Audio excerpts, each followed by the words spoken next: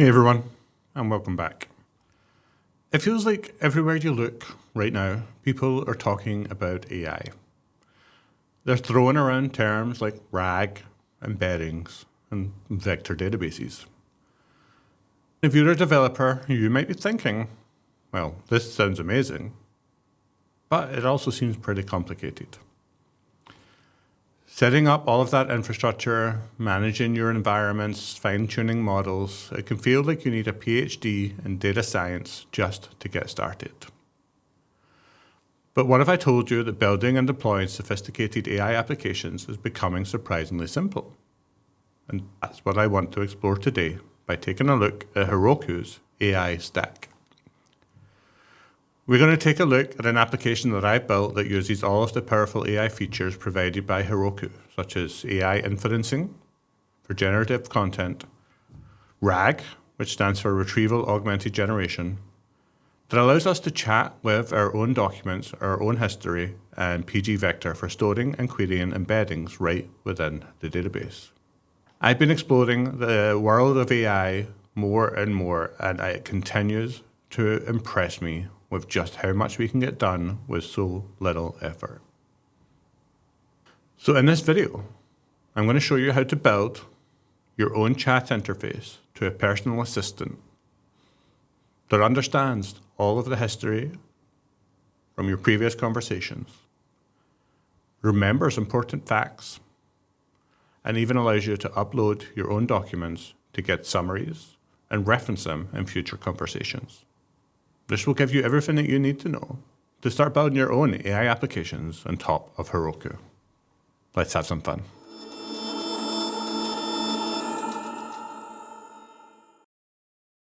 So before we take a look at how we put this together, let's start off with the demo. Here I am on my application, which we can find on my herokuapp.com domain, where I can just say, hi. Worst message ever, but we'll get a response like so. Hello, how can I help you today? So the first thing I want to do is we've set this up so that our assistant remembers important facts. So I can say, my name is David. I am the founder of the Raw Code Academy.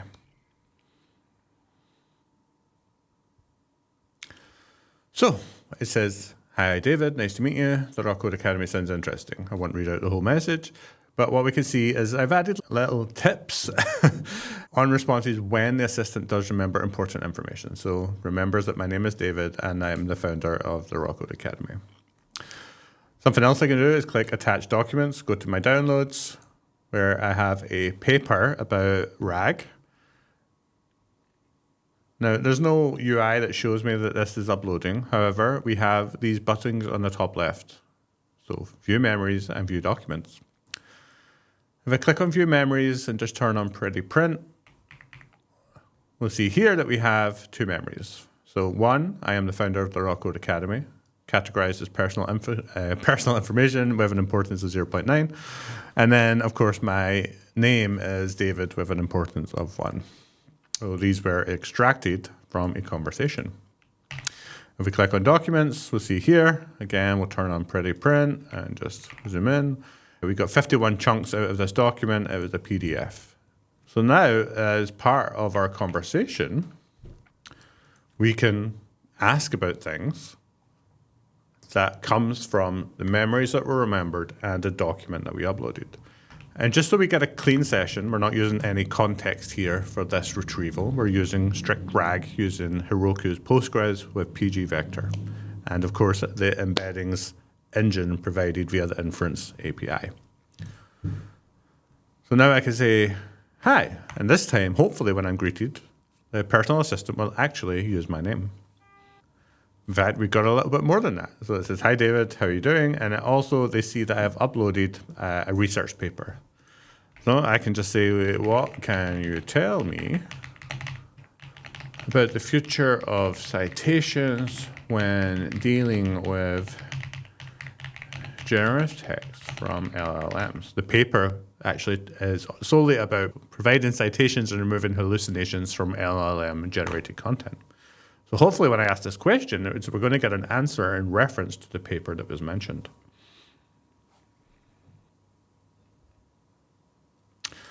And as you can see, I didn't specifically mention the paper, but the assistant says, oh, well, you uploaded the paper. It talks about a framework up front, and it talks about providing quotes. And then we've got fine-grained attribution, real-time source. Okay, so, I mean, this is really useful. So I can just say, explain like I'm 5, the takeaways from this paper. And I'll just say, and please include the authors and paper title. Let's pull out more information from that document that we uploaded.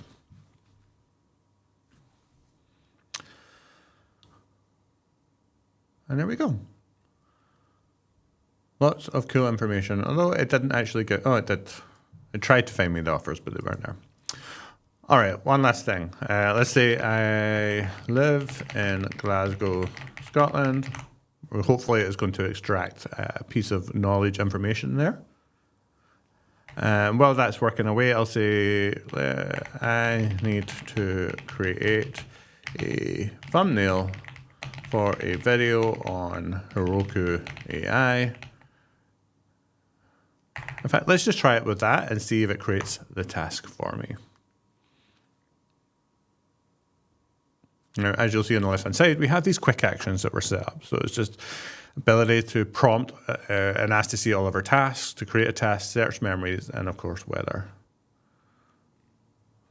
It didn't actually create a task, so I'll just nudge it and say, create a task for me, like so. All right, so it created a task and actually filled in an objectives, the steps, success criteria, and a whole bunch of information. So that's pretty cool. So let's just try first with, well, what's the weather today? It should remember that I'm in Glasgow, I hope. Well, we didn't give it access to a weather tool, which is fair enough, but it's telling us we can get the weather for Glasgow here. I can ask it to show me my tasks. And there it says we have an active task to create the thumbnail, etc. So we can obviously click on our memories, and we'll see that this has been updating the entire time. So now it knows I live in Glasgow. I uploaded this document, and then my original facts here. Now, well, there's nothing revolutionary about what we've built here. In fact, a lot of these features are available via existing AI assistants. What we have is a framework where we can layer in our own behaviors that we want it to perform. We can add our own tools, we can connect our own MCP servers, and it's all very easy to build. So I hope you liked the demo. I think it's about time now we get into how we made this work and how we utilized Heroku AI. Let's take a look at the code. All right, so here I am in my Heroku AI directory. On the right-hand side, I have the code for the Heroku AI client. Now, in order to create a client, we just need an API key, endpoint, and model ID. These are provided by Heroku through environment variables. So you'll see here we have access to the inference key and the URL. And then the model ID can be configured, or we can default to Claude 4 Sonnet. This API endpoint is OpenAI compatible, so you'll see V1 chat completions. And if we scroll down, we have our generate embedding, which is available on V1 embeddings. So hopefully it's something that you're familiar with. The wheel has not been reinvented, and it doesn't take a lot of code just to hook this up and be able to interface with the Heroku AI inference endpoint. Now, how do we get these environment variables? Well, you can do it from the Heroku CLI or from the Heroku website. You'll see here on my Heroku AI application, I have already added the add-on services, which is the inference and agents, once for the inference configuration and once for the embedding. Now, for the embeddings, we need to be able to store them somewhere, and for that, I'm using Heroku Postgres, which also gives us access to pgvector. Don't you just love it when things are that simple? Now, this Heroku AI client is pretty much the only thing that is unique to Heroku in this application, right? This simple class that speaks to their inference URL. provides everything I need to hook into their AI models, and then I just focus on my business domain, my application, and the things that are important to me. So let's do one more demo. What I want to do is walk you through a change and hooking into more of the Heroku AI stack. Here, I can say that I want to execute some JS code, which just says, hello world, like so. When I send this, the AI agent is going to detect the markdown code block and execute it for us and give us a response. As we can see here, we've got the execution results for the code with the output, and then a bit of comment or feedback from the agent itself. Now, the way that this works is, well, terribly. If I open the service for code execution, what we will see here is that we create a temporary directory, write the code to a file, and then run a command node within the dyno. Obviously, this is not ideal because we're running code right next to our application, untrusted code, in an environment that we don't really have purpose built to support this. So what if, using the Heroku AI stack, we could provide a nicer way to do this? Now, code execution is just a use case that I decided to show off Heroku MCP support, but you can use this for any MCP server, whether that be something like your own Context 7, your own documentation MCP. This could be connecting it to your company's Slack via the Slack MCP, whatever MCP server you want. But for this demo, I just want an MCP server to execute code. Why? Well, because it's easy, and Heroku already provide the sources to do this. On GitHub here, you will see that I have MCP code exec node. This is an MCP server that Heroku provide. And if we go to the Heroku organization, click on repositories, and search for MCP, they actually provide the ability to execute Go, Python, Ruby, Node, and then a doc reader which handles PDF and Markdown extraction, as well as Heroku's very own MCP server for interacting with the service, which we'll take a look at once we've deployed the Node MCP. So if we click on this, we can just scroll right down and say deploy to Heroku.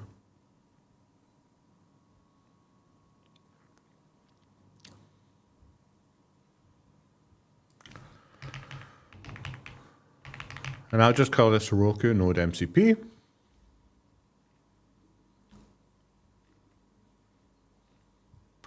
And deploy. Now, this takes around 30 seconds, so let's come back in just a moment to see how to integrate this into our AI personal assistant. So now that's deployed, we can see here we have my Heroku AI application and our Node MCP. So we can click on our Heroku AI application, where we can go to configure add-ons. Now, what we want to do is find our inference attachment or inference add-on and just click on it, because we want to expose the MCP server to it so that we can consume its tools. As you can see here, the MCP server list is currently empty. So we can click on Manage MCP, where we can attach an application.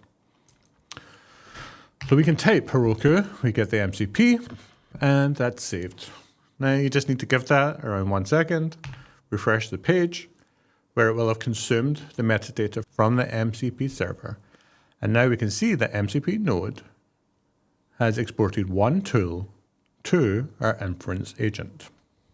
If we click on Toolkit and scroll down, we have the ability to view the tool list. Now we can see that code exec node is available. So in theory, we could go to our application, strip out our code execution logic, and just let the model, with its tools, execute the code for us. So let's do that now. Okay, so here we are back at the Heroku AI client.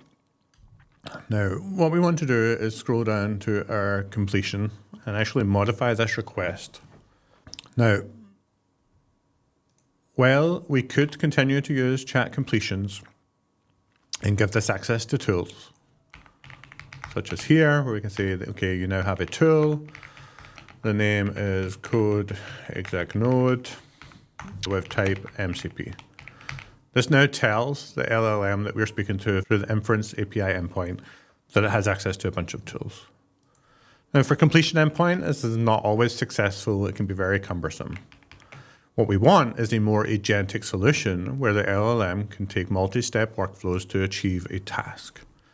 And for that, we can just say, well, we're going to use the v1 agents endpoint / Heroku. Now, when we send messages to this, the payload is completely the same. We've added our tool. We can deploy this, and it should pretty much make everything a lot easier as we add and layer on tools and we ask more complex tasks of the endpoint. With that being said, we can now add source. We can say commit, and we'll call this a chore, even though it wasn't much of a chore. Switch to agent endpoint with tools. My prettier check failed. So let's fix that and commit again.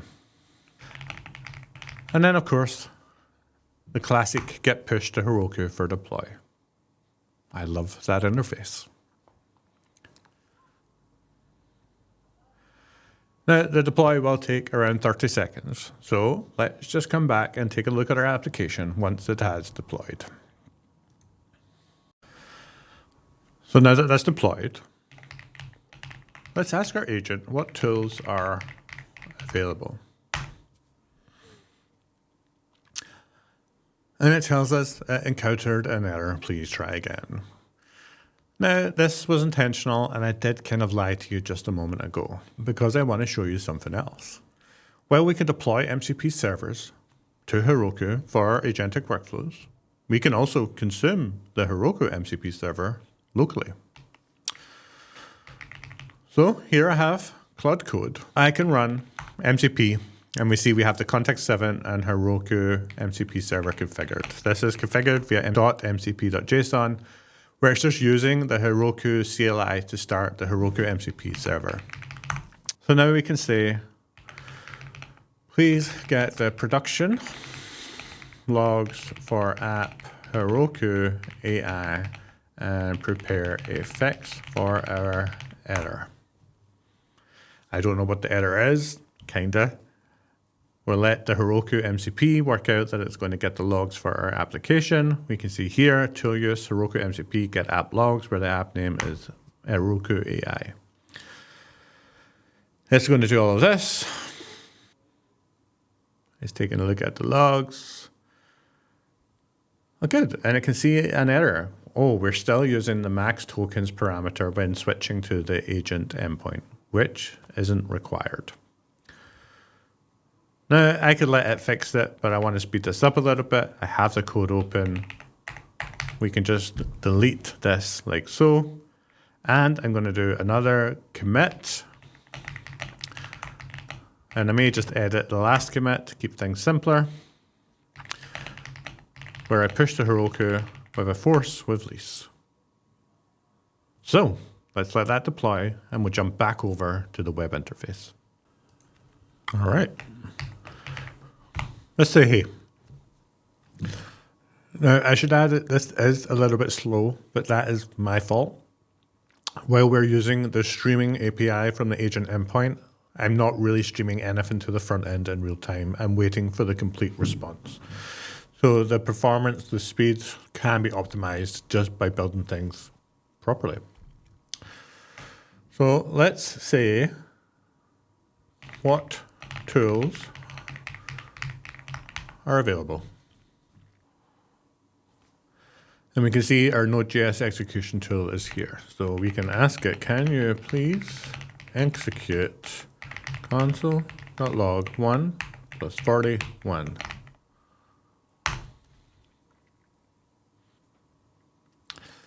And we get the response. Now, I haven't put a lot of effort into styling what this should look like, but you can see that we had a tool call to code exec node, which returned the content 42, with a little message on the end saying that it ran successfully.